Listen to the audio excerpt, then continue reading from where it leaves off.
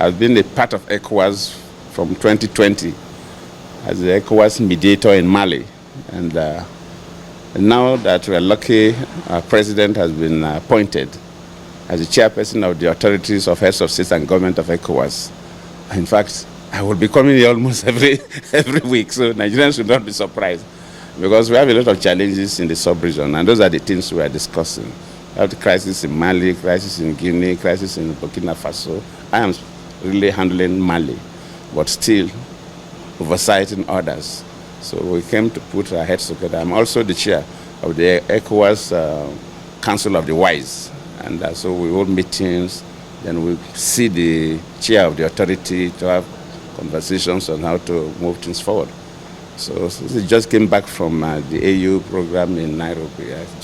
And I'm traveling tomorrow, so decided to come and brief him so we know how to move ahead with the ECOWAS challenges. So thank you so much. Thank you very much, sir. Have a nice